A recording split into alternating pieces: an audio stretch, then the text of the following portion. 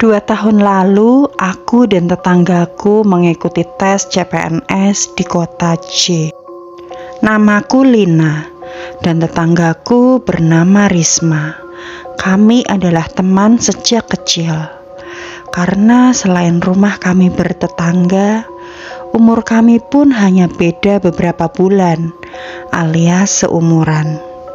Dan kebetulannya lagi, tes CPNS kami sama-sama berada di kota J. Sebelum hari H tes CPNS, kami mencari penginapan lewat aplikasi pencarian hotel. Karena letak kota kami dan kota J terpaut 4 jam, kami memutuskan untuk menginap sehari sebelumnya di sana, supaya paginya tidak kecapean dan tidak terlambat. Setelah memilih-milih, akhirnya kami mendapatkan homestay yang sesuai dengan kantong kami, kantong pelajar. Kalau dilihat dari foto-fotonya di aplikasi, gambar kamarnya seperti zaman dulu, bukan kamar modern seperti di hotel-hotel. Ya, maklum saja, namanya juga homestay. Hari Minggu pagi tanggal 11, aku dan Risma memutuskan untuk berangkat ke kota J berboncengan memakai sepeda motor. Siang hari sekitar jam 11, kami sudah sampai di kota J. Kami pun lalu memutuskan untuk check-in dulu sembari istirahat setelah perjalanan. Kami pun mencari homestay yang sudah kita pesan lewat aplikasi peta. Ternyata setelah ketemu, homestay itu agak berbeda dengan apa yang kita pikirkan. Kupikir karena homestaynya murah, kamarnya kecil. Ternyata kamarnya amat luas. Bahkan ada kamar mandi di dalam. Aku dan Risma merasa beruntung. Kami pun loncat kegirangan. Posisi homestay ini ada di tengah-tengah perumahan. Dari jalan raya harus masuk ke jalan yang kecil dan hanya bisa dilewati oleh sepeda motor. Kira-kira 30 meter dari jalan raya, posisi homestay itu berada. Gapura homestay itu tampak seperti gapura tua. Catnya juga sudah pada terkelupas. Di depan tidak ada meja resepsionis. Hanya ada satu mas-mas yang menunggu sekaligus bersih-bersih. Bangunan itu merupakan bangunan tua dengan aksen kayu khas rumah zaman dulu. Ketika masuk, rumah itu memiliki ruang tamu kecil dengan meja kuno lengkap dengan 4 kursinya. Setelah masuk, ada lorong yang di kirinya ada 3 pintu. Mas yang tadi mengantar kami di pintu paling ujung, sambil membukakan pintu dan menyerahkan kunci. Dia berpesan agar kami tidak berisik selama di sini, supaya tidak mengganggu tamu yang lain. Kami pun mengangguk tanda setuju. Kamar kami cukup luas. Bahkan tempat tidurnya besar seperti ranjang kerajaan. Ada meja rias dari kayu dengan cermin bulatnya yang besar dan kokoh. Setelah beristirahat sekitar 1 jam, kita memutuskan untuk keluar mencari makan. Berkeliling sekaligus mencari lokasi tempat kita tes besok paginya. Kami kembali lagi dan sampai di penginapan kira-kira jam 6 sore.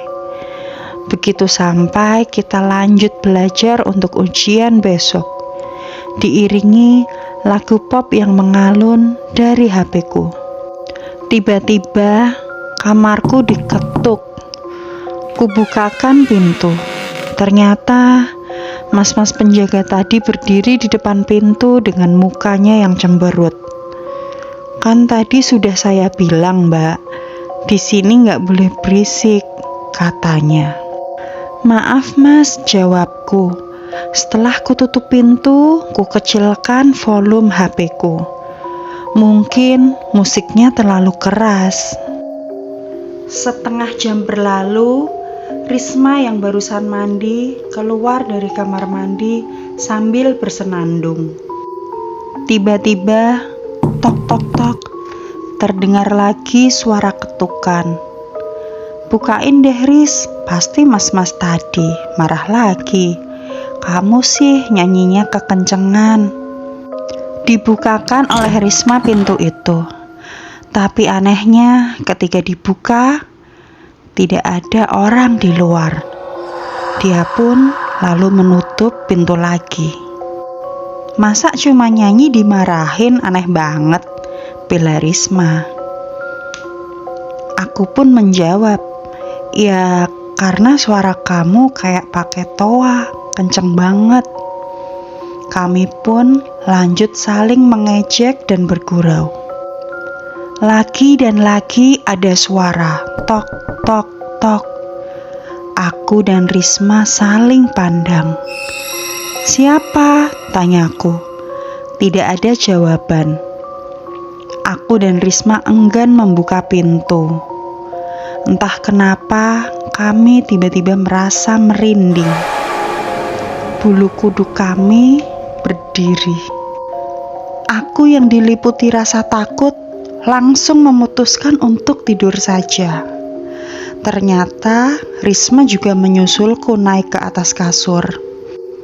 Ketika malam tiba dan aku masih terlelap, tapi entah mengapa aku merasa ada yang mengawasi.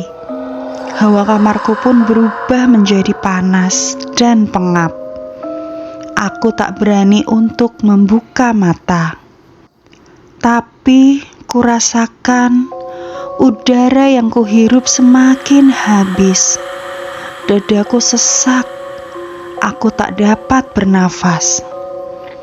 Akhirnya, kuberanikan diri untuk membuka mata sambil kuhentakkan selimutku. Aku pun langsung berada di posisi duduk. Kuperhatikan sekitar kamar. Semua masih sama. Tapi, aku kembali dibuat terkejut. Risma tidak ada di sampingku. Risma, aku berteriak memanggil namanya. Ah, tolong! Ku dengar suara Risma samar-samar. Sumbernya dari bawah kasurku. Kutundukkan kepalaku. Aku pun tambah terkejut. Ternyata Risma tidur di lantai di samping kasurku. Tanpa alas. Matanya terpejam, tapi mulutnya mengerang. Sambil lirih mengucap tolong, kedua tangannya ke atas seolah-olah ingin menggapai sesuatu. Kuhampiri dia, ku genggam tangannya, sambil ku panggil namanya. Risma, bangun! Dia pun terperanjat, seperti kaget. Lalu melihat sekitar. Begitu melihatku, dia lalu menangis sambil memelukku. Kurasakan badannya bergetar ketakutan. Lalu kuberi minum dari botol air mineral yang berada tak jauh dari kami. Setelah tangisnya reda, dia bercerita kalau dia barusan dibanting oleh seseorang hingga jatuh ke bawah. Lalu orang itu berdiri di atas perut Risma hingga Risma susah bernafas. Aku pun menimpali. Ah, mungkin kamu hanya mimpi sampai terjatuh dari kasur, kataku pada Risma. Enggak, Say. Aku masih kerasa punggungku sakit karena dibanting. Dia lalu berbalik sambil membuka kaosnya, memperlihatkan punggungnya. Punggungnya memar membiru. Kalau dia hanya terjatuh dari kasur, pasti tidak sampai membekas seperti itu. Tiba-tiba pintu diketuk kembali.